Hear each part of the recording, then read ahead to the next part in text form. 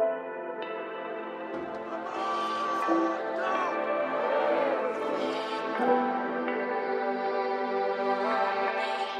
joined today by our colleagues. I'll start there with Mr. Mpolisi Dlota, who is our Group Chief Financial Officer, our Bid Office Officer, Momua, Tembeka Mtumwa, who is our HR Officer, Ms. Deliwe Khadebe, who is our Group Change and Communications Manager, and lastly, the entrepreneur by night and the quantity surveyor by day.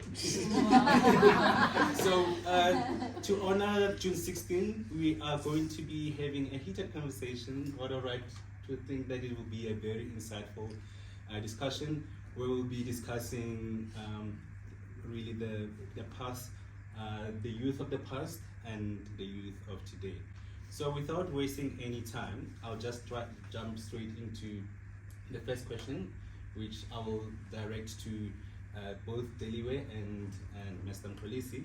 And if you can please tell our audience, how would you describe the atmosphere and the challenges faced by the youth at the time? What were the motivations and the drivers, forces behind the youth of uprising in 1976? Let me just break the ice. And I think the nice thing is, I'm going to be talking purely based on the KZN perspective, and hopefully, they will give, a Gauteng perspective. Because if you talk about the atmosphere, I can assure you it was quite different. You realize that KZN at the time, it was under IFP, and yeah, in KZN there was literally no other political party. You'll hear later when you talk, what obviously transpired later, but there was no other political party accepted or allowed, and it was purely IFP, and therefore the atmosphere was that of isolation, ignorant, but also suppression. If I talk about ignorant and isolation, because of the distance and the fact that mostly the activities around the June 16, you follow them, you realize that they are more aligned in the movements that had to do with NC, and nothing about IFP. As a result, in growing up around the time, there was not much happening. In fact, things happened, and there was not really much happening in KZN, because at that stage, no one was allowed. You could not even wear any other T-shirt other than the IFP. So we were ignorant in terms of what was happening, because we were isolated. But obviously, as things progressed, the 1976 obviously triggered certain things, and then things started changing, which we'll talk about later. Now, the other atmosphere, obviously, because of how IFP was rolling, it was really oppressive. It was an authoritative environment. Where we had what we call Ozlupopai, the police, or Konda, and Amabuto, those guys didn't play, they will, with the Shambok, they will toe the line, So we could not even sing, freedom songs. I remember very well, I used to have a lot of Miriam Makeba. I would literally lock myself in my cuckoo, there was this day, and sing it there, because if your parents dare hear you playing any of those, they're in trouble. Because now, during those times, every month they'll be in Bizo, and then all the parents will have to attend. Because if you're not attended, you'll get identified to be not, aligned with IFP. So our parents had no choice. They were part of IFP whether they like it or not. Now they did not want anything that can associate them with anything other than IFP, because then it can just invite trouble. So we're very, very much, present. I remember one time we try to, visiting from, taking other kids, from school to school.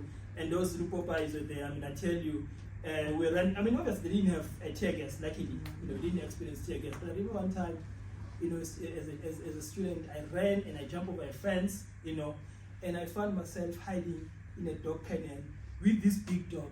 Whoa. And animals are very smart. That animal looked at me and can see the fear in my eyes, and it kept quiet. And the Zulu police came in along in the yard because they saw someone jumped in over here, and they went out. The dog just kept quiet, looking at me. It was funny, but I mean, but I just. Secondly, in terms of the motivation, obviously, in terms of the June 16, I think, the fact that the students realize, the fear that the parents were subjected to under apartheid, if you've been subjected to that kind of apartheid, rules, you can't do anything. And I think the kids saw an opportunity, because the parents couldn't do anything. I think that's what motivated them, I think, anyway, I mean, what can you share? Yeah, thank you for that perspective, Dr. Police. I think that you grew up in Soweto. What was going on? Sure. Unlike hi audience, thank you for having us and for thinking that our stories are worth telling, and we take that not for granted. Unlike police in KZN, I'm just thinking, we're in total oblivion of what's happening over there. Because here it was hostile. Tear gas, my house is Corner House and it's in Orlando West. Almost our street is the extension of Vilakazi Street. To Nelson Mandela, Walter Sisulu up the road. So we had literally that yellow mellow car, that big one, it used to park right in front of our home. And but let's take it back and try to answer first, the motivation for 1976. I remember, I was 3 years old. So then I remember taking to the pinch of salt. But 1948 apartheid system was, the architecture, not D.F. Malan, who was Verwoerd, said that the apartheid, and then 1953, Bantu education was promulgated, and it was still now, at least it was English. The bad thing about it was black people are not going to get this education. They'll just have enough education, to hear what the madam is saying and to respond in English. And it was only for factories and people who had certain professions like teachers, and they have already graduated before that 1953. And I guess they saw that, the black people are getting smarter and they are fitting into the system, because now there's lawyers, there's teachers, there's every other thing that they could do, then we could do. They thought, South Africa is too small. They want the economy for themselves. So to contain it, let's just educate a few. Not even educate, let's just deprive and just give them education that will make them do certain things. Basics. And the architecture of apartheid happened to be a psychologist, Hendrik Verwoerd. So it was smart people. They knew that once we get the mental, it's just, we are still, even today, still really trying to rid ourselves of that. So then, 1953, when it now came into the classroom to say, this is what they are going to teach us, I think Hudson, Tandy, Ernest, those who did Sepedi would attest to this. The textbook for grade 1, page 1, Nere Nko. Page 2, Nka. Page 3, Nku. So, it wasn't going anywhere. So, when our counterparts were doing 1 times 1 is 1, we were reciting 1 times 1 is 1, 1 times 2 is 2, 2 times 2 is 4. But you know, we didn't know why. You know, we were just reciting. So that's how the education was.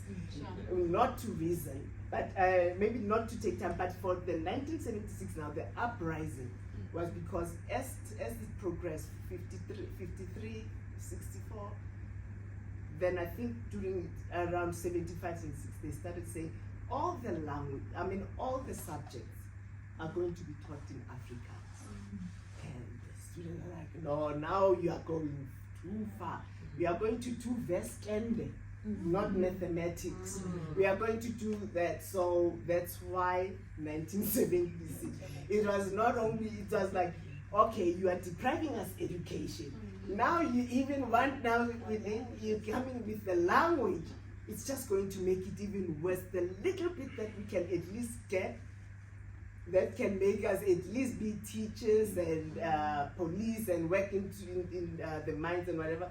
Now you are even taking that reasoning capacity alone. So it was just fighting for education, just for knowledge, so that we can be able, because if that was taken, we wouldn't even say anything on the world stage. We wouldn't even, we wouldn't go anywhere. Yeah. Guys, our parents, our great-grandparents, whatever, they were not working in spaces like this, literally. But because of it was engineered that way. So that's what prompted. Thank you, David. So I think you guys went through it all, and I would like to actually hear from the youth, from the now youth. What would you say the times? How has times evolved since then? What experiences would you say in your guys' time is different compared to back then, both from the education perspective and also into the workspaces? Can you want to start? Okay, thank you for having me, Sela. Good day, everyone. Honestly, I feel like, in my observation, I can't hear you. Thank you for having me, and hello to everyone. Thank you for the question. So in my observation, I'd say that looking at the youth of today compared to the youth of the past, I believe that the youth of the past were more conservative and more reserved. In that sense is that they were more focused on, having good morals, good manners, respect, resilience, and they still had that sense of Ubuntu in them, as opposed to the youth of today. Of course, I am part of the youth of today, but there are certain things that I don't like and I don't, support for my fellow youth, which is, number one, we are quick to demand freedom, and we're quick to throw around our human rights without understanding that with every right comes consequences, with every right comes responsibilities. So I feel like that's one thing that I don't really echo in terms of how our youth carry themselves in this society or in this current, environment. I'd also say that the youth of today is highly and heavily influenced by technology, which can be a good thing, but also a very bad thing, because we are exposed to a lot of, sensitive issues, and at a very young age, without even having the understanding of, the impact that they have on us. So in that sense, we end up losing our way. For an example, we end up, having problems of substance abuse, because, it's easier for you to get access to alcohol as compared to, back in the day. Yeah. So there are certain things that are happening in our society now that I feel like, they are exposing our youth to a lot of, a lot of issues that we wouldn't have had we, had maybe lived in the past generation or past years. So that's my take on this. Okay, so from my end, good day everyone. From my end, I just think that having grown up in a post-apartheid era, we've obviously had access to more education, which resulted in access to more career opportunities. But that means that we obviously navigate the world differently. So like Cornelia said, we have access to technology, which we can obviously leverage to bring about positive change. Because if you look at the uprising in 1976 compared to what I can compare to something similar is fees must fall. for. Then people were fighting for even just basic education. Now we're fighting because with career opportunities means that the work environment is obviously more competitive, and if you don't have a certain level of education, you're not relevant anymore and stuff like that. And because of the high fees, which is also a mechanism used to exclude people, then now we don't have access to all of those things, which means that you have to then navigate the world differently and find different opportunities in order to make it in the world, and in most instances take the road less traveled, where someone goes from high school to gap year if they want to, or straight to university, and then because you don't have the same opportunities, you have to then now get a job, work, takes you longer to complete your degree. Then by the time you do get to an office space, someone is way more experienced than you. They've got high level education because they've done their postgrad or their masters or whatever the case might be. So then you just have to sort of like leverage different things to get all of that, and then also like play in the global space at the end of the day. Thank you. Anybody have anything to add? Well, for me, I'd say with my experience, because I'm sorry, I thought I was in the room alone.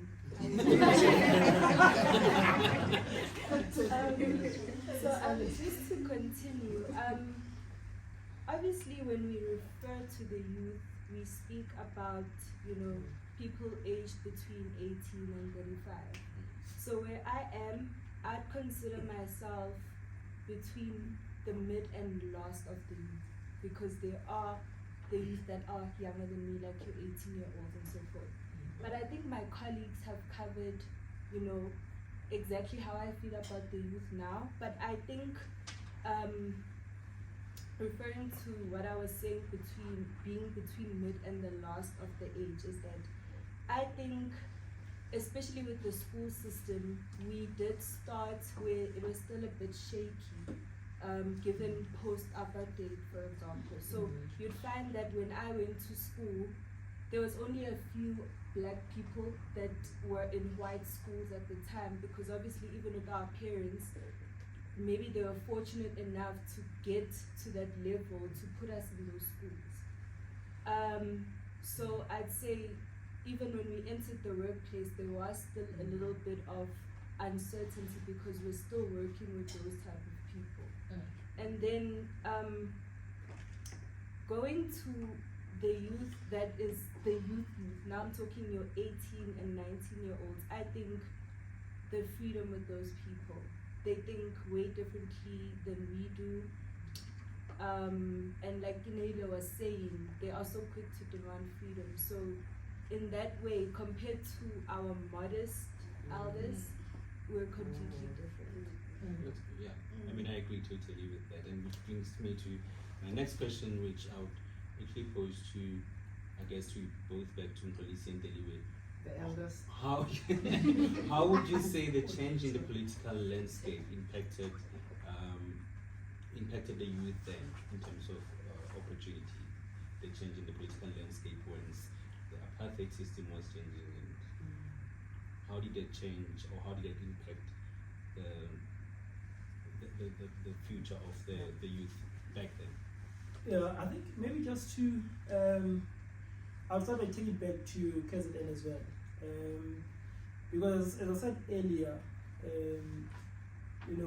when there was a change, suddenly the 1926 uprising, what it did, suddenly, because the fact that KZN was mainly IFP, it didn't mean that everyone was IFP, so that people were suppressed. So suddenly people started speaking out.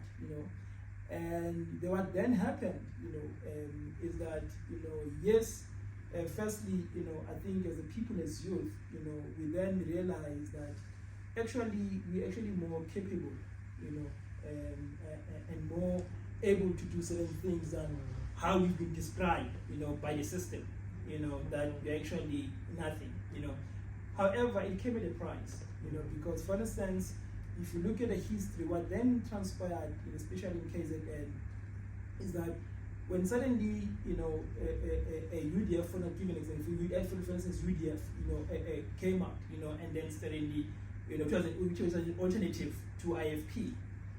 Then obviously, that's when the violence started, because then suddenly, prior to 1976, KZN was peaceful because it was ruled by one, leader, and suddenly there is now, other pockets which are non-IFP aligned, and obviously there was a threat that if that is allowed, then the stronghold of the IFP, might be weakened, because for instance, anyone who was not IFP was regarded as an enemy, in fact, to be honest with you, anyone who had any other idea was thought to be none other than Zulu, people could not comprehend that you could have a Zulu speaking person who's not an IFP, who's something else, and that is why, for instance, we had the massacres in KZN, which obviously escalated up to the Togoza, but in KZN, it was serious, especially around your Durban and your Guamashu, because obviously, if you look at these things, they tend to happen in the urban areas, because probably people in the urban areas then, have more access to information, vis-a-vis the majority of the people in KZN were in rural areas, so they relied on what the chief was saying, whereas people in the urban areas had access to information, they could read papers, so they could tell between what is right and what is wrong, but it led to serious violence in KZN. People were killed. I remember one incident, and when the, in 1983, the Kolungoye massacre. I'm not sure if you guys are aware, but Ongoye is what is now called the University of Zululand. IFP leader, wanted to celebrate, the birthday of, King Tletshwayo, but because now people by then, there is now this infiltration of, other ideas, and students said, no, we're not interested, Let me tell you, students were killed with spear. When I went to Ongoye, there's still other dormitories where the doors were still left like that with holes, because what they will do, because the rooms are not that big, so the students will run and lock themselves in the room. If they try and break the room, they can't. What they'll do, they'll just push the spears on the door. They know that somehow it's going to get hurt. Students were killed. With spears. But obviously it was the price. Because then suddenly things were changing. And so it came at a price, and the youth had to pay the price, because as I said earlier, the elders, especially the maids, the fathers, purely because of what they've gone through in terms of apartheid, they were just not prepared to fight the system. They've had enough, it was a youth, But obviously, the benefits, yes, they were not seen, at the time, but we could see them later, because then suddenly, we're able to, get to universities, get into opportunities that otherwise, we would not have, experience, So I think the resilience, if you look at the ANC and the struggle, you realize that, especially in South Africa, yes, overseas probably, but, with us black people, we had to fight. Yes, the kids nowadays, some of them don't appreciate that, that is why for them, even waiting is a mission, So we knew that, to get something, we had to fight, we knew that, to be better than what our parents were, and to be able to have things that, for instance, if the whole community, like for instance, only one person has a bicycle, and when he's riding a bicycle, the whole street crowd follows round behind him because he's the only one, that has to change, because it's such a basic, so there are certain things that we're pushing us to say, we need better, we need something better, and definitely, things change, and I think currently things are much better. Sure, thank you for that, Mr. Duda. David, do you want to add on to it? Yeah. Well, so when 1994 happened, and prior to that, most of us young people hungry, and the energy, the whole country, if you were black, it was the same. We needed freedom. We knew that there's more. And we were seeing it. The winds of change were blowing throughout Africa. And we were the last ones to get this freedom. So that everyone, we are fighting just the one enemy, which was apartheid. And us getting, freedom of movement, freedom of, yes, basically movement, because you couldn't go to certain areas without being followed or chased away. And so that when 94 happened, there was a bit of confusion now. Like, okay, now freedom is here. What do we do with it now? Because we were waking up fighting this thing. Now that it's gone, the plan was there, high level. There was Codesa, there were elections to be prepped for, the 1996, the new constitution. So a whole lot of things were happening. At that time, I remember I graduated 1995. 96 was easy to get a job, which is, we can't say the same now. So because there were black people needed to be in jobs now, because at least we had our black universities that were for us. We went to the same black universities. There were, I think, 6 or 4 in the whole country, and things were now changing. Yes, even prior 94, but from 90s, because I mean, if you look, I always say, if you look at my grandmother's generation, she was a teacher, and then her sister was a nurse, brother police, another teacher, so I can say all of it was the same professions. And then with my mom's generation, then at least it became better. There was social worker, there was lawyer, and then with us, at least it was now expanding to other things that were that we couldn't reach. So that was now the transition, and we could see at least now the benefits of it even within our little societies. But will be amiss if I don't talk about what was happening. Another big thing that was happening parallel to when we were getting freedom. The scourge of HIV and AIDS was growing. So now we have another pandemic, a big thing to fight. And that's, we lose focus of other things.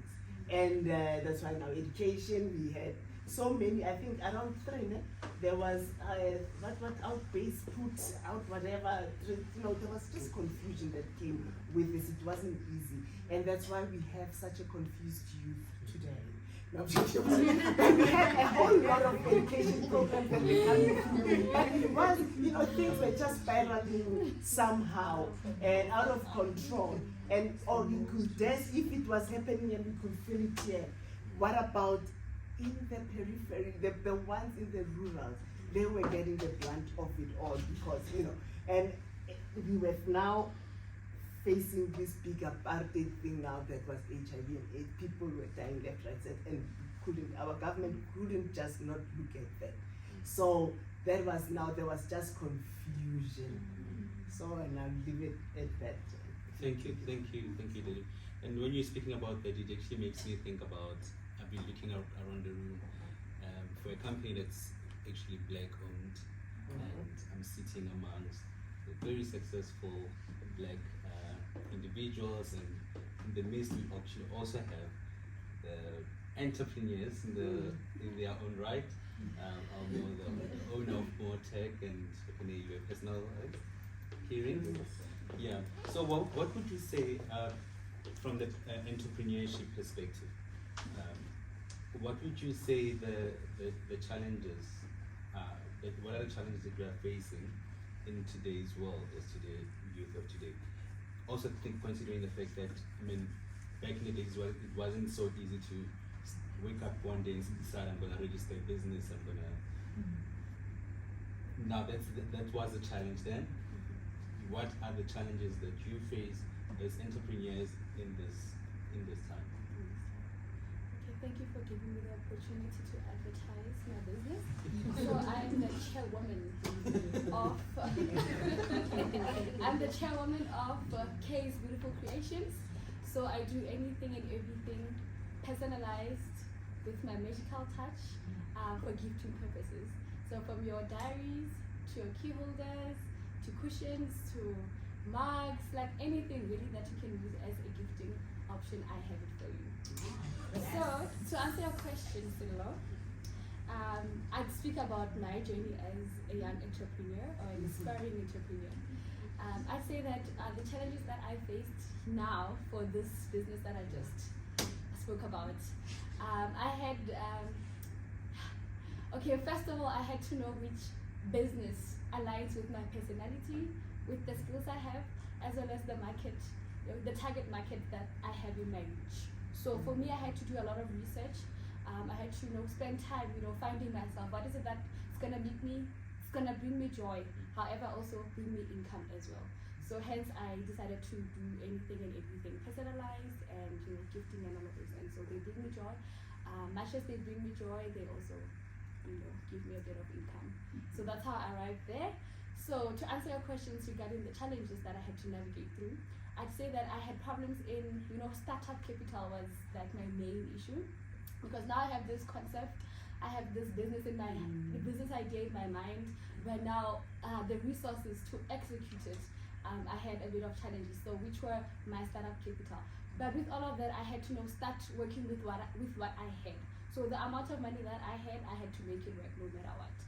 So so I knew that, also again, another challenge before I get to how I solved all of it is that I had your transportation or delivery challenges, because back then I didn't have like a car or anything else really, which meant that if I get a client that's very far from where I stay, it will be a challenge to deliver the stuff on time to the client and all of those things. And that came at an extra cost to me as well. Like as much as I was making profit, I had to also cater for those expenses and stuff. So how I got over that and how I am still standing in my business today is the fact that I had so much support from my family and friends. My mom would actually volunteer to deliver the stuff on my behalf. A whole lot of things. So I'd like to say thank you to my mom if she's watching. And also then I understood that with a successful business, I had to invest in a lot of things, like for example marketing, which is a profession of course. So I didn't have enough marketing funds, but the beauty about being the youth of today is that with this exposure to technology, we have something called social media. So I used platforms like your Facebook, your Instagram, WhatsApp business. So I used to put everything that I do there, I used to advertise there. So also that helped me, build my customer base, reach a lot of people without even having to travel to them and, presenting and what the things that I sell. So I'd say, yeah, those are my challenges really, and that's how I think I solve them. And yes, my business is booming, and thank you for everyone's support. Thank you. On the motor? Okay, so from my end, I'd like to just basically talk about the challenges that got me to becoming an entrepreneur. I think it started with obviously having to work, get a formal education, and then seeing that's going to take time, and realizing that you're resourceful. So there was that opportunity, but initially it started with not having a proper formal education to then jump onto the career and then securing yourself in a certain career and having job security. So then it became a nature of being resourceful, having a job at the iStore, understanding technology because that's a passion of mine, and then leveraging that technology to sort of say, okay, but a lot of people don't understand. People call me for simple things. I'm on the phone with them for an hour. Then I have to meet up with them, provide tech support. Then they ask me to give them products. And it got to a point where people then trusted me enough and say, okay, go. And then I was like, but I'm not making money out of this, or I'm getting a tip here and there. So then during lockdown actually, decided to formalize it, because that's when I was on a sabbatical of sorts. And then then I realized that people are actually transitioning to the working from home. They need network sets up, and it's all stuff that is a passion, and I understood. So that got me to, but like you never also said in the beginning, when there are issues like getting around, getting to these people, not being able to reach clients in a certain space, and also you don't want to be a black entrepreneur who can't make it to their clients, or their turnaround times are too long, whatever. So you sort of like do whatever it takes up until you can do the next and the next and the next and the next thing. But then, like I said, leveraging technology to sort of like say, okay, these are what's in my reach. I can set the boundaries, all of that, and I think that has worked out in the long run. So, yeah. Sure. So thank you for that. I guess, you know, with freedom comes responsibility, they say. Yeah.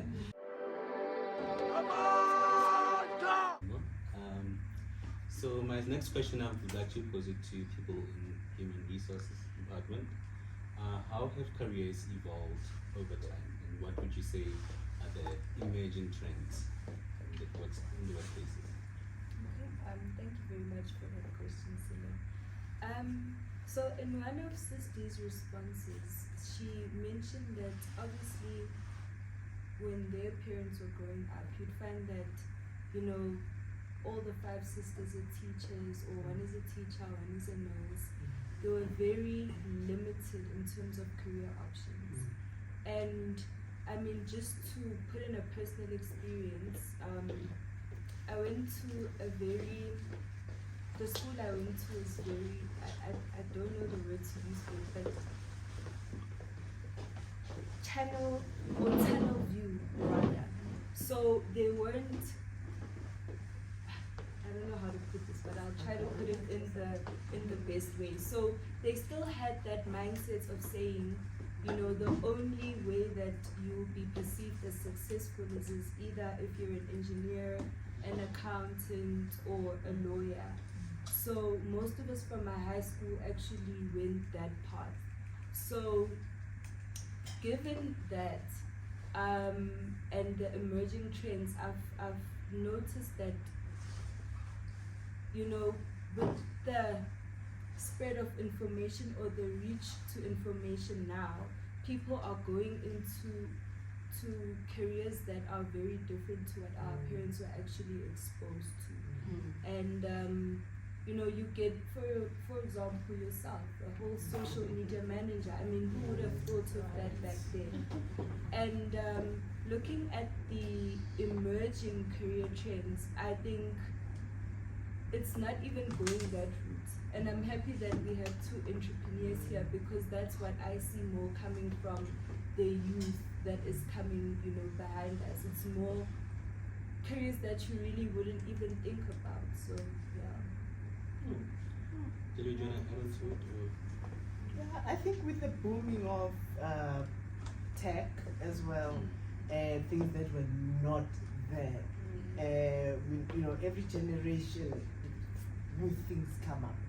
You know, from 1 IR, 2 IR, you know, electricity created a lot of jobs, 3 IR, computers, we moved into computers, and then people in the factories were losing jobs because one computer can do a whole lot of things, or mechanics and all that.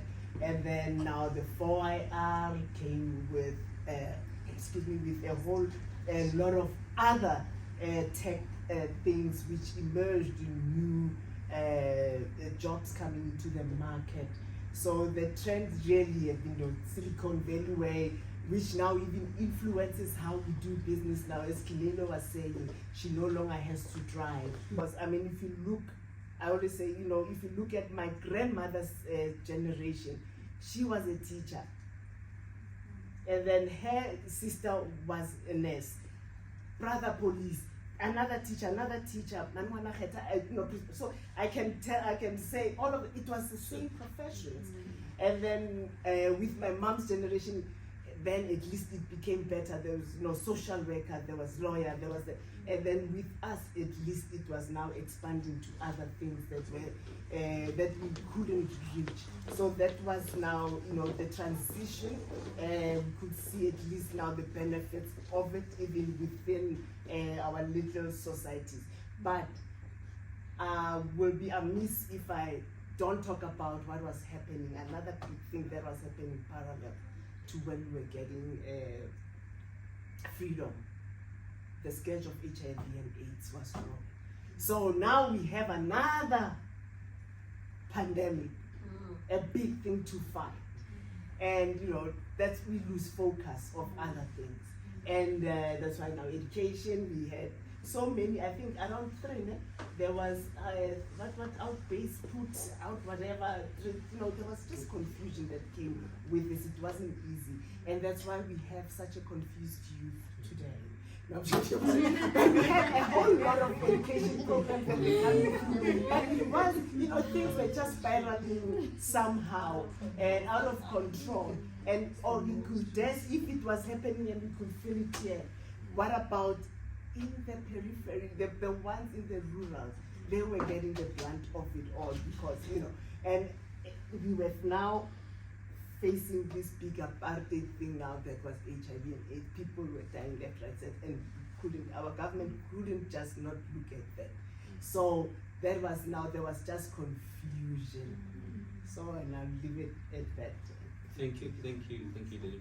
And when you're speaking about that, it actually makes me think about, I've been looking around the room for a company that's actually black owned, and I'm sitting amongst the very successful black individuals, and in the midst we actually also have the entrepreneurs in their own right.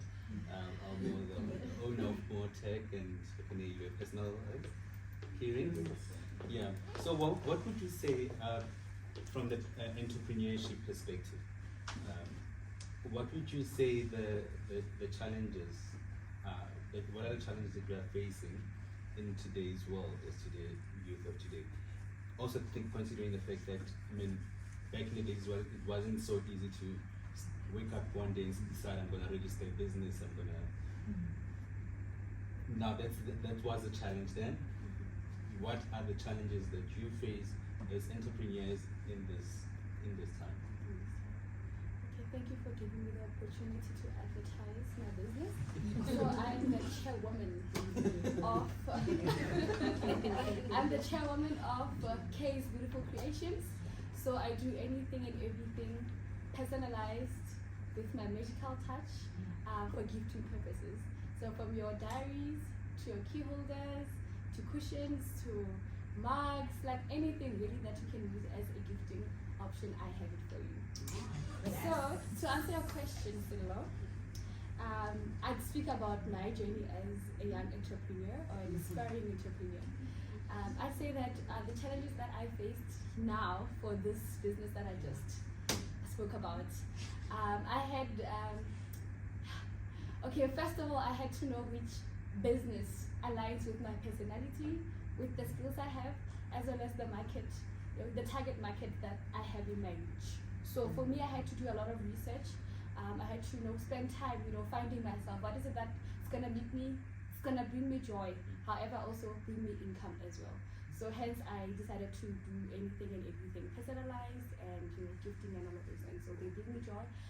Much as they bring me joy, they also give me a bit of income. So that's how I arrived there. So to answer your questions regarding the challenges that I had to navigate through, I'd say that I had problems in, startup capital was like my main issue, because now I have this concept, I have this business in my, the business idea in my mind, but now the resources to execute it, I had a bit of challenges, so which were my startup capital. But with all of that, I had to start working with what I had. So the amount of money that I had to make it work no matter what. So so I knew that, also again, another challenge before I get to how I solved all of it is that I had your transportation or delivery challenges, because back then I didn't have like a car or anything else really, which meant that if I get a client that's very far from where I stay, it will be a challenge to, deliver the stuff on time to the client and all of those things. And, that came at an extra cost to me as well. Like, as much as I was making profit, I had to also cater for those, expenses and stuff.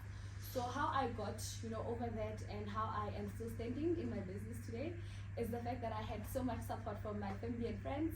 My mom would actually, volunteer to deliver the stuff on my behalf.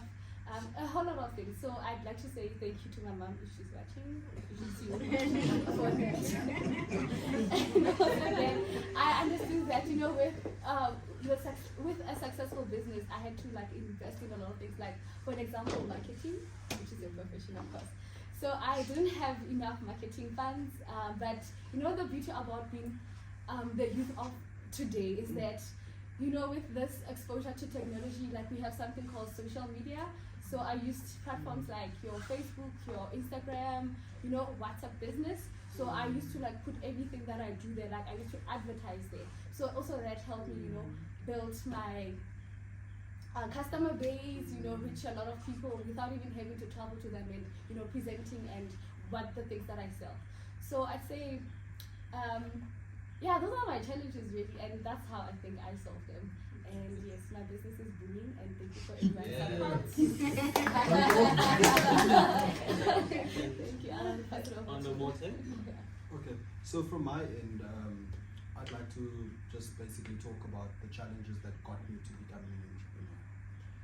I think it started with obviously having to work, get a formal education, and then seeing that's going to take time and realizing that you're resourceful.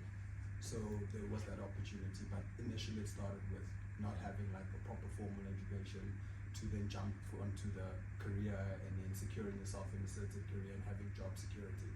So then it became a nature of being resourceful, having a job at the iStore, understanding technology because that's a passion of mine, and then leveraging that technology to sort of say, okay, but a lot of people don't understand. People call me for simple things. I'm on the phone with them for an hour. Then I have to meet up with them, provide tech support. Then they ask me to give them products. And it got to a point where people then trusted me enough and say, okay, go. And then I was like, but I'm not making money out of this, or I'm getting a tip here and there. So then I, during lockdown actually, decided to formalize it because that's when I was on a sabbatical of sorts. And then then I realized that people are actually transitioning to the working from home. They need network sets up, and it's all stuff that is a passion, and I understood. So that got me to, but like you maybe also said in the beginning, when there are issues like getting around, getting to these people, not being able to reach clients in a certain space, and also you don't want to be a black entrepreneur who can't make it to their clients, or their turnaround times are too long, whatever. So you sort of do whatever it takes up until you can do the next and the next and the next and the next thing. But then, like I said, leveraging technology to sort of say, okay, these are what's in my reach. I can set the boundaries, all of that, and I think that has worked out in the long run. So, yeah. Sure. So thank you for that. I guess with freedom comes responsibility. They say. Yeah.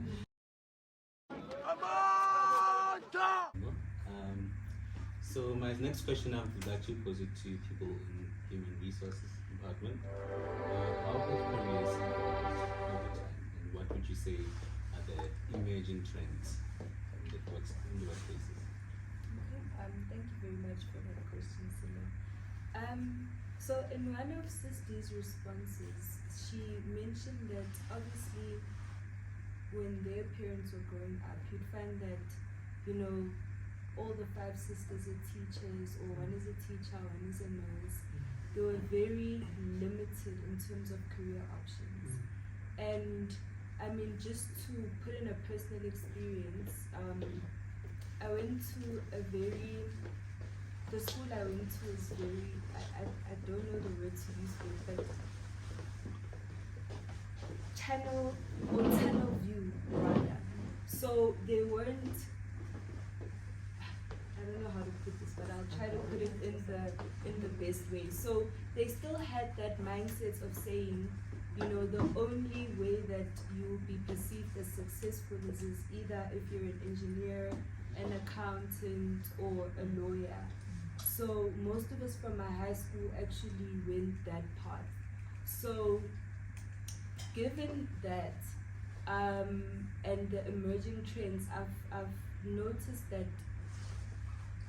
you know, with the spread of information or the reach to information now, people are going into careers that are very different to what our parents were actually exposed to. And you know, you get, for example, yourself, a whole social media manager. I mean, who would have thought of that back then? And looking at the emerging career trends, I think it's not even going that route. And I'm happy that we have two entrepreneurs here, because that's what I see more coming from the youth that is coming, you know, behind us. It's more careers that you really wouldn't even think about. So yeah. Did you join add on to it? Or? Yeah, I think with the booming of tech as well, things that were not there. You know, every generation, new things come up. You know, from 1 IR, 2 IR, you know, electricity created a lot of jobs, 3 IR, computers.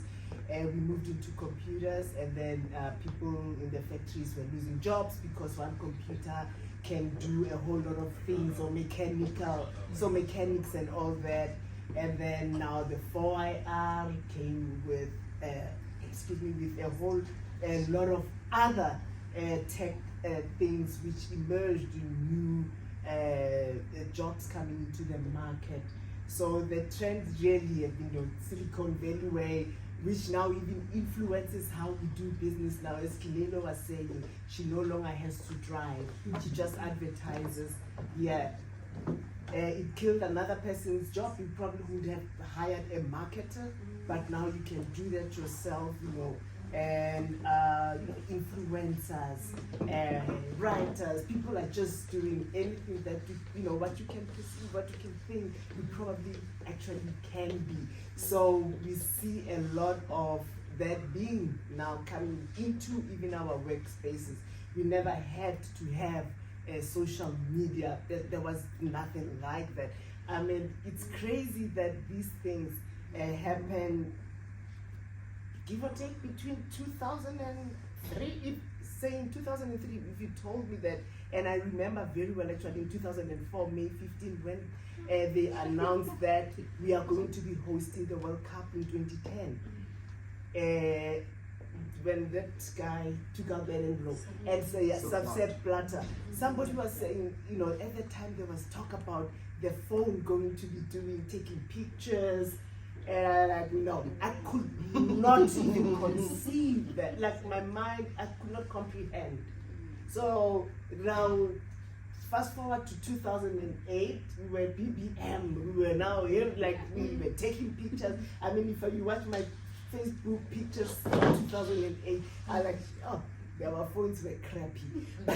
And nonetheless, you know, now we know that. So we didn't have all of those. So they came with new jobs into the market, you know, and innovation. I mean, it disrupted a whole lot of things. Taxis, they changed. Double Gari, they're still fighting now.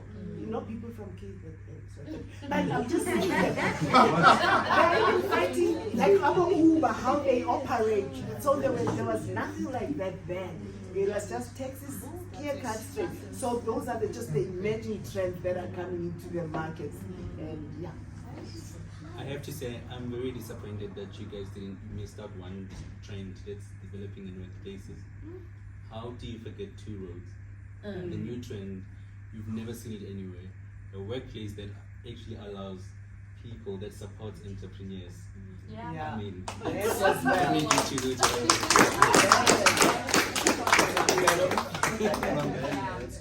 Right. Okay, cool. Well, thank you for that insight. And I mean, my next question is to all of you. What would you say is one thing that, or what are the factors that contribute to an individual success for like young people, and how can they better be supported in order for them to be successful?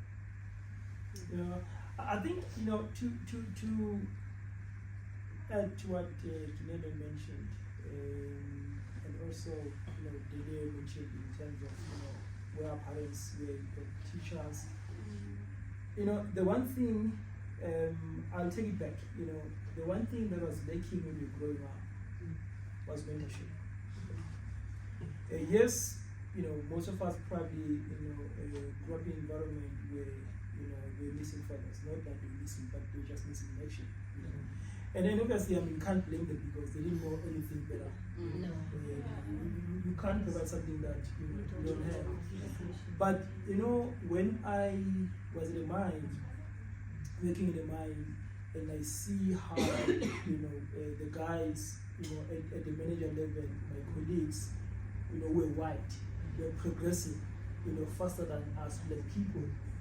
And when you realize that actually what happens is every Friday, the mine bosses and the GMs, they take these guys out, they drink beer over the weekend, and they mentor them, And someone comes on a Monday, the mine, do the presentation, and then everyone stands up and clap hands. The next day is promoted. Actually, that presentation was rehearsed, over the weekend, And there's one thing we're lacking, I think, with us black people.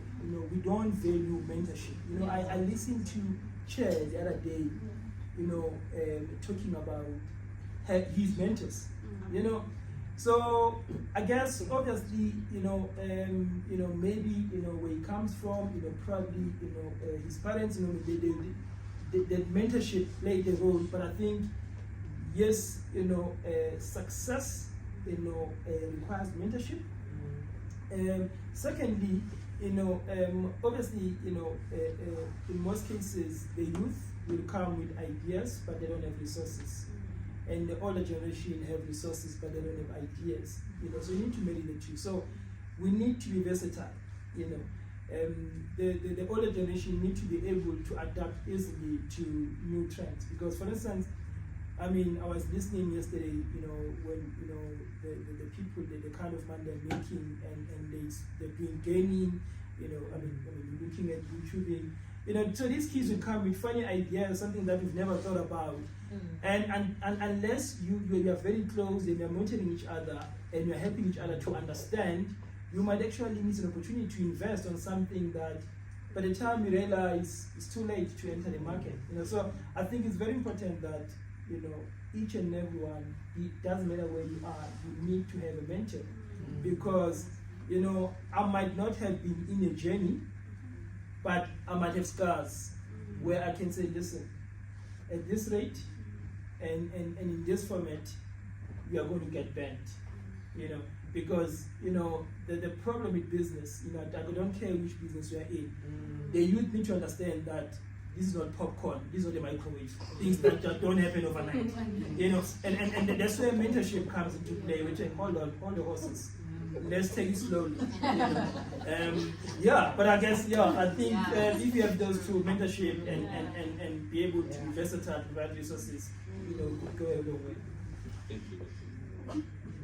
I think I agree 100% with Nkulusi that mentorship and guidance are obviously part of many critical factors that obviously encourage and can lead to the success of young individuals. I think another thing is also inclusivity, and also just when it comes as an end product of mentorship and guidance is being encouraged and being resilient enough to have, like you said, those risk-taking ideas where you know something can work, but you need that proper guidance to say, okay, I'm going to be a YouTuber, but it's me taking a risk, but it can pay off if I go about it the right way. Yeah. I think just to add to what Elmer said and what Mr. Mkoli had said about mentorship, of course, 100%, I feel like that's like the primary need at this point for our youth.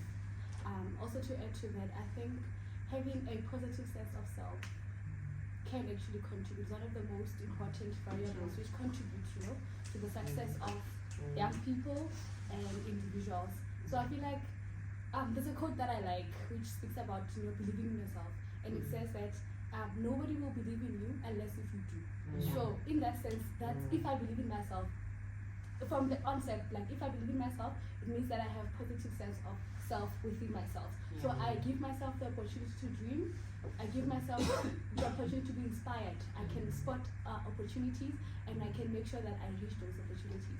So I feel like once we empower our youth to believe more in themselves, to know that yes, you might have this idea, but for you to work, for it to work, you have to put some work in it. You have to invest in yourself. You have to prove to yourself and to the people around you that you know what, this will work and it's going to be great.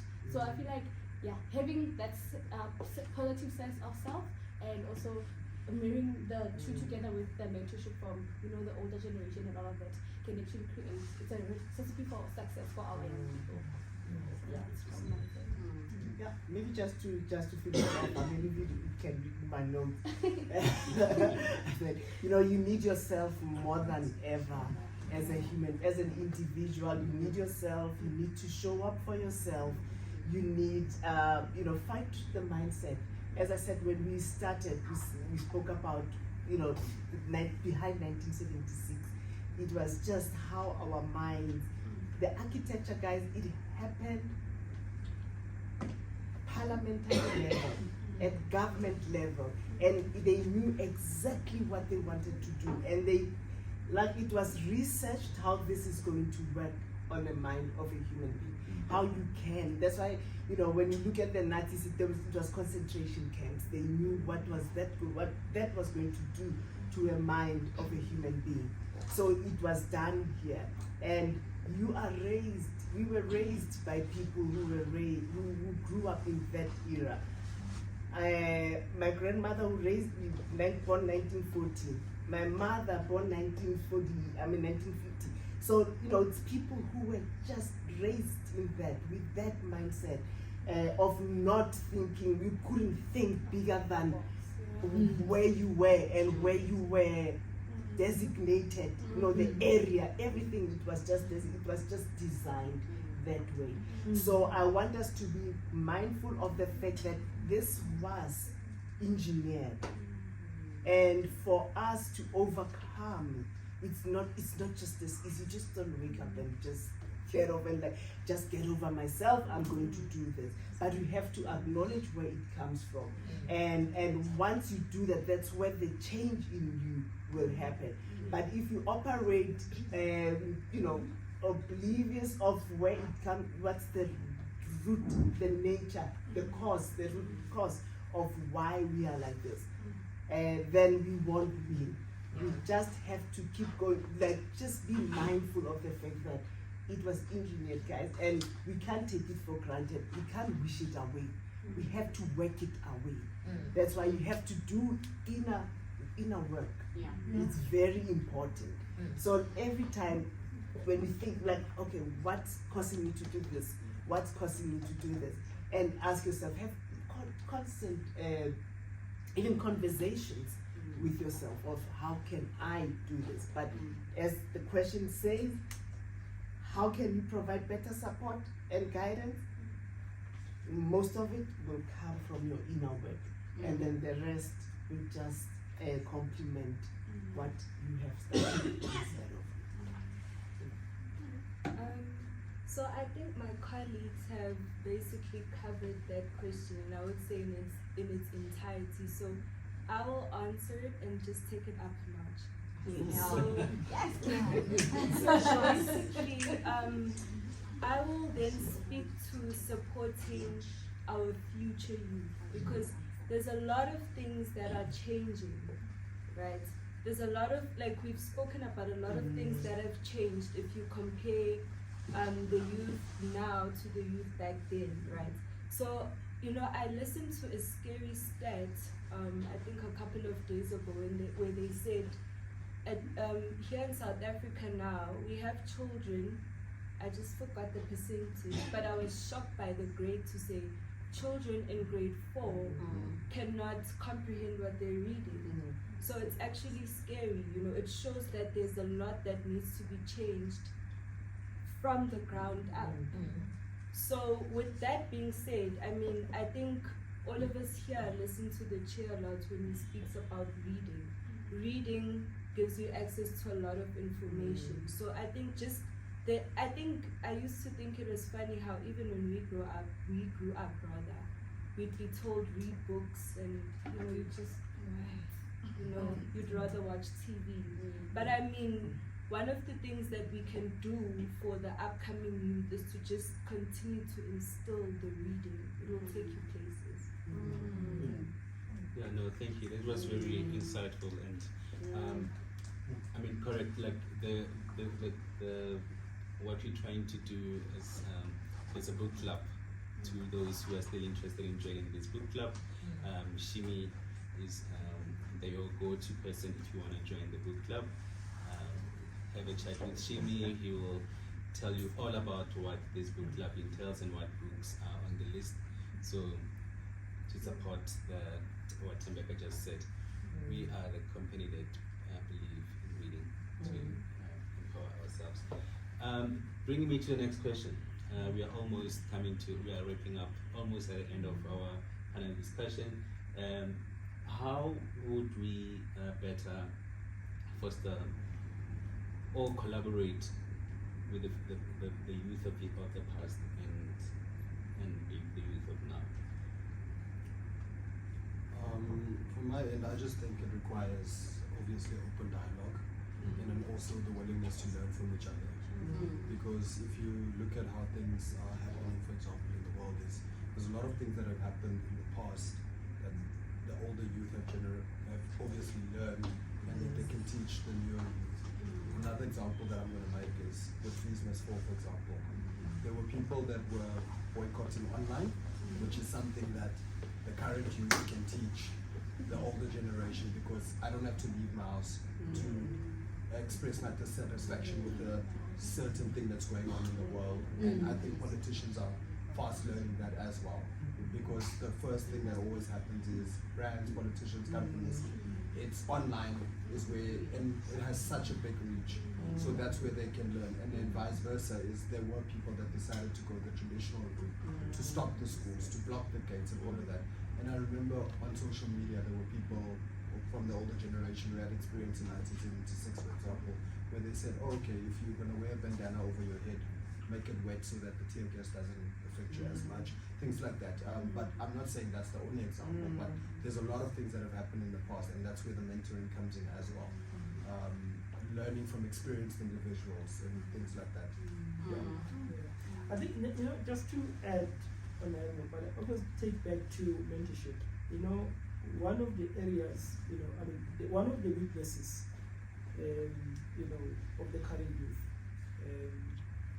is resilient. Obviously,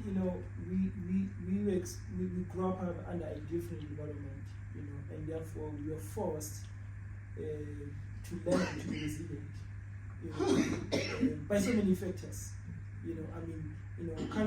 Going in the morning to school and coming back, in the afternoon without eating wasn't normal. Our schools, my kids, since preschool, they've never walked to school. I drive them to school. I've been driving them to school, and yet probably all of us here, with the older generation, we never had parents that had cars. We never had a school where there was a car.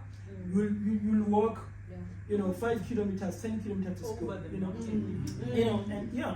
cross the river. So by default, without anyone teaching you, automatically you learn certain things. You learn some social skills, how to survive, resilient. Now, the youth of today, I think that's one area where I think we need to teach them. They're too soft. They break easily.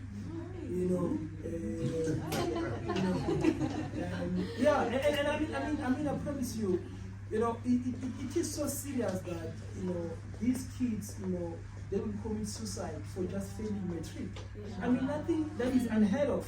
Why would you kill yourself? But that's how fragile they are. If you look at the increase in mental health, it's just, in as much as they are the expert in social media, but unfortunately, they can't handle it. They just cannot handle it. They are expert, but when it hits them, they just fall credit. You know, so I think that's where we need to really, you know, that's why I think the older youth in mentorship, we need to really teach them. I really wish we had someone who can speak more on mental health and who speak professionally about that point about suicide and stuff, because I mean, unless there's someone who can elaborate more, who is well educated in that field.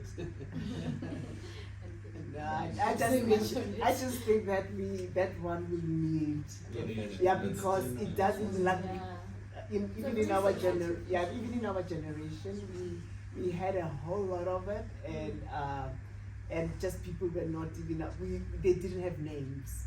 We didn't even have names for certain type of conditions. I mean, people always, when I tell my daughter that if you had a Down syndrome, autism, you were just slow at school, they were just in one class. So to like go pumla. So nobody cared to say this one again. You know, it was like bayashanya. So and that's it. So bridging the gap between my generation and the generation now is now knowing to know that there's this and it has names and it can be, that's ways of dealing and treating. So, you know, that's how we can now, you know, learning to bridge even the gap between us and our children.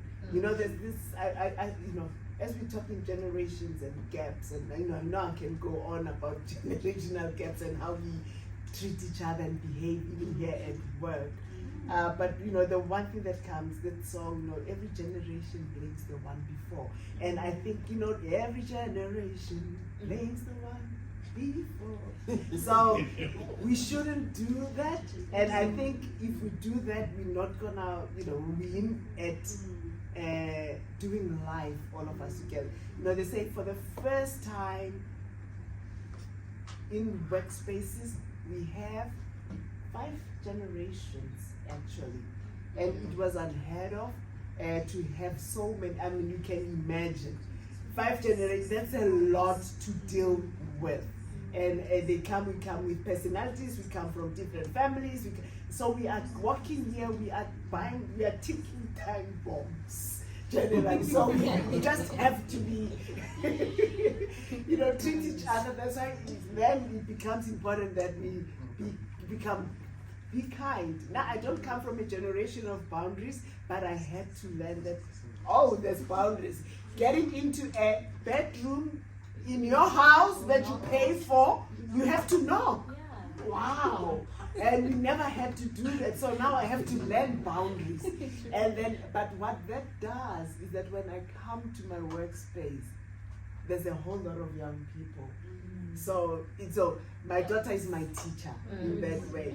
And then so that's how now, you know, learn. And for her as well, I'm her teacher. She understands the older people where she goes. So all fine, because now I'm talking about where there's a family, there's a structure. So how do we reach the rest where there's no opportunity to actually even take, you know, learn, okay, this is what's happening, this is what I'm going to take to work. When Shimi says this, I must think twice before I answer, you know. So it's just, and by the way, you teaching me a lot as how to deal with the young people in my church, the young people at home, in my family, in my communities that I like. They think I am the Xing Ding, and I learn all of this from here. So, you know, it's just been opening to learning, and I hope you guys as well. We probably learning that, you know, you're becoming kinder and you know, more patient with your mothers. That even that one at work. Sometimes she does this, but anyway, it's their thing. So you probably say it's their thing. So let us allow one another space and time to teach ourselves and learn. And when I go out of, you know, you say, hey, you stepping out now. Now you're stepping on my toes so I just think when we can be present in our lives, even here, wherever we are, and learn from each other.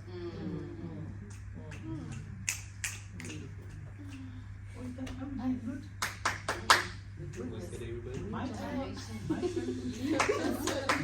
Over and above what my colleagues have shared and emphasized on, I'd like to also add the fact that, from my observation, I feel like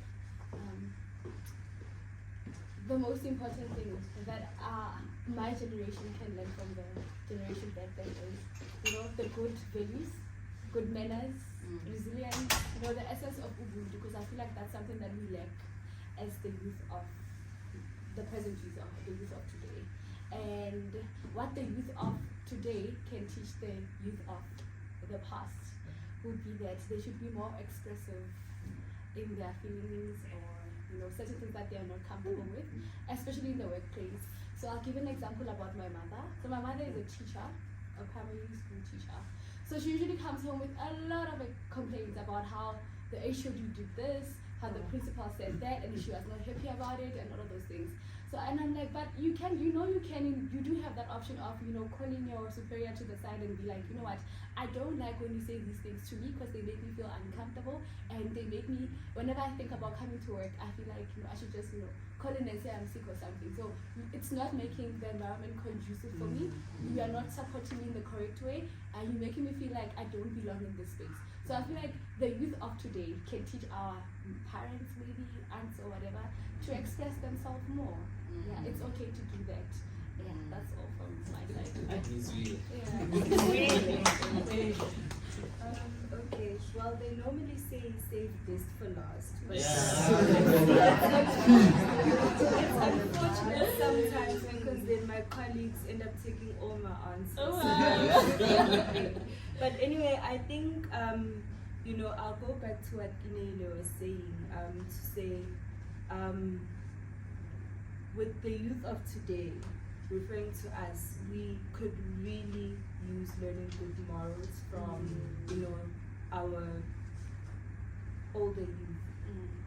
And then one thing that I have also picked up to say, I think when we speak about good morals as well, I think also listening, because I feel like with my generation, I think we walk around with our ears closed, especially to advice from our parents and the older youth. And then vice versa, I think something that the older youth can learn is to stop being so systematic. I don't know how to put it, but I feel that they are very systematic, and now obviously with technology and the way that the world has changed, especially in the workplace, there's a lot that we can achieve a lot more faster if they can be open-minded to accept new ideas. Sure. Best for last. Yeah. That was the best for last, and I wanna say drop mic and then So I think it's I feel, and I believe you guys also feel the same way, that I feel like it's the best way to end this kind of discussion. I'll give you an opportunity to have your final remarks, whether it be what advice or what responsibility do the youth of today have? So I'll go first. I don't know what going first. You can go first and then Tembeka before everybody goes.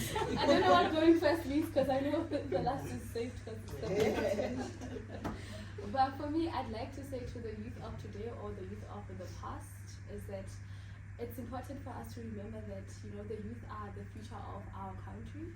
And it's always good to always think about that for anything really, because like we have discussed just now, we touched on a lot of issues like your mentorship and all of those things. So I'd like to leave our youth of today and our youth of the past with this question of do you feel like you're doing enough to influence the future of tomorrow, which is our youth today? So that's all from me.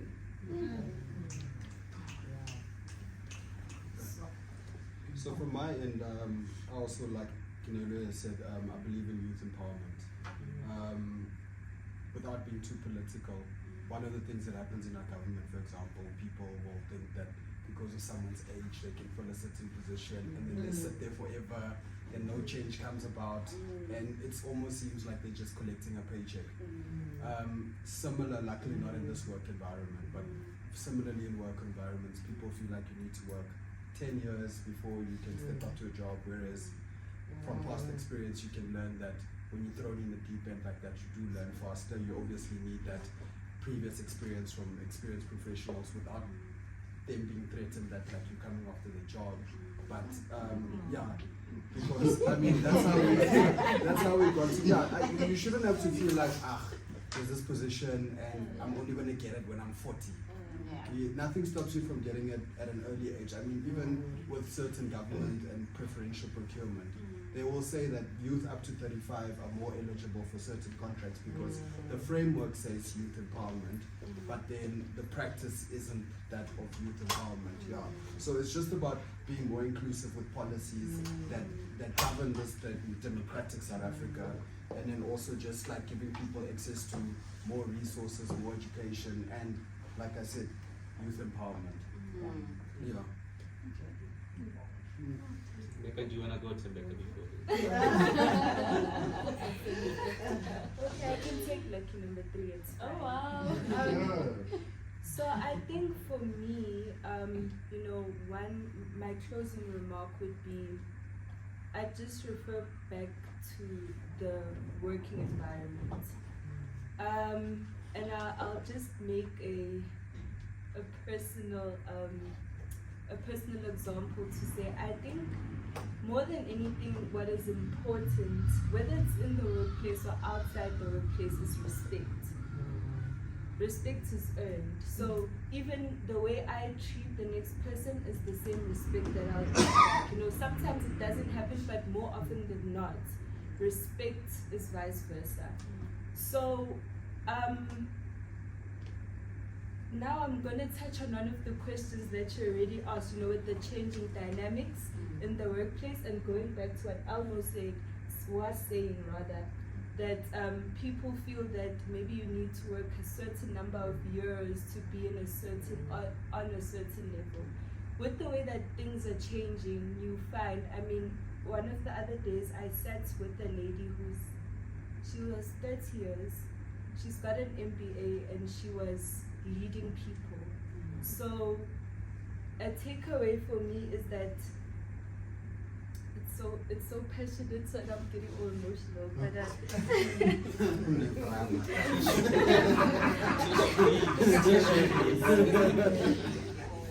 I'm joking, I was just gathering my thoughts. But in any case, so what I was trying to say is that we need to also be courageous. Because at the end of the day, we're in the business place. So there are certain things that are required from me that I'll need from Sistani. Maybe I need to take a decision that maybe she might not agree about, you know. And I also need to be strong enough to make certain decisions that maybe Sisti won't really be happy about because of the different dynamics that we're in. So that's just, I think for me, more than anything, is the understanding that we're in the business place, but also differentiating the generational differences. Yeah, I think for me, the parting shot, the one thing that is constant between the old generation and the new is time. You know, if you look at the old generation and how we looked at life, how we were channeled in terms of the profession, you talked about teachers, nurses. From the perspective of our parents, it was more about longevity, being assured that at least the careers that you're taking, they might not pay at that much, but they will guarantee you, they will sustain you, until you retire. Now the challenge with the youth is that, with the same time, the opportunities, the space we are living in is such that you can either make it very quickly, but in making it very quickly, you can come down very quickly as well. you know, and you've seen that happening. You know. So, you know, but there is greater opportunity for the youth to take the opportunities, to take the risk. You know, I'd rather go up and fall down than not taking up altogether. You know, and therefore my really play is that, you know, they need to move away from the traditional. They need to be more innovative. You know, they really need to take chances. You know, and I mean, if you take chances and you fail, you still have time to, you know, rethink and rechannel your energy again. So I won't go out without mentioning what I had written. So, it's not part of the question, but I guess there was something that was very important. Yeah.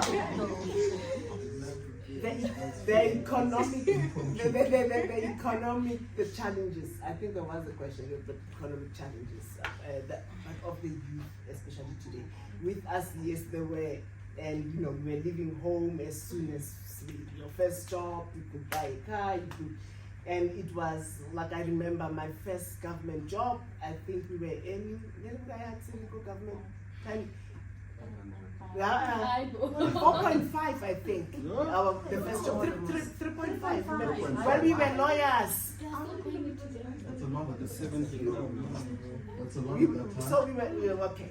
So, point being, so I could buy, get a car, buy a car, do that, you know, or rent a flat and all that. And actually, I always tell my daughter that, my first property, I think I must have been 27 when I bought my first house, and in mid-rent then. But now, fast forward now, the young people now who are professionals, they start, the pay, it's a bit much higher, but unfortunately because of the cost of living, they cannot afford the same things that you could afford back then. And it's one of the challenges that young people are now having to face. After we said, go to school, study, do this, number one, you grapple with finding work. Number two, when you eventually do, then there's this momentous challenge of you can't actually buy, you rent after rent after rent, and without having to buy. So I'm just throwing it out there as just be aware it's a challenge, and how can we tackle it? It's one of the things that our young people have to really fight. Without sounding EFF-ish, the economic empowerment, guys, is real, because I really watch at young people who are like 33 in the family who cannot afford to buy a house, but they are earning probably what I am now, but because I had a head start back then, I can still afford to live comfortably, even if I can earn as much as Kinenwa is earning, but because she just still has to come, to reach to now to at the 50s. The journey is not, it may just not be very easy. So just be mindful of how, that's why now it's coming to 2Roads. How do you, that's why our company says, have a side hustle if you can. Because we do realize that this is no joke. The basket last year, now, I was making an example to Tandy. Say, I'm paying 7,000 more on my bond between last year, when was 2021 November, when the Sija Khanya started just hiking all these things. It's 7,000. So if you're in the same job and things are not changing and salary is not good, you are in trouble. I have people going back to their homes in Soweto. I know 2 people. And it's not that and it's older people. So you can even imagine. So most of us are actually leaving our children in our houses here so that they can start lives where the schools, and then we go back to stay there just to help our young people. So just be aware of that and think of how you're going to tackle this as we go through life. And the question would be, what kind of Africa would you like to live? That you wish that maybe your parents would have done, because people here are under the measure that we robbed or we sold out, or people did this, we were quiet, we are reserved, we don't speak our minds, So, but what is it that you can do better by talking? Are you going to live a better Africa? And lastly, that white supremacy thing, guys, it's magic. White men, if somebody says, I want a CEO, early 30, fresh from school, never led people, never led a division, they apply for that job. You, when they say, I'm looking for a CEO, what do? I know someone, I'll call. You never think of yourself. Sometimes indulge yourself. Let's have that kind of mentality. Let's see, it may take you far. Okay, thank you so much to all our panelists for making time to have a chat with us today.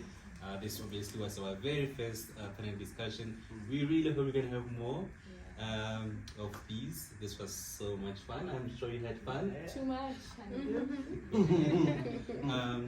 If you couldn't join us, I hope you're going to leave your comment and our panelists will comment on the pages. Please drop a comment, like, and share. Till next time.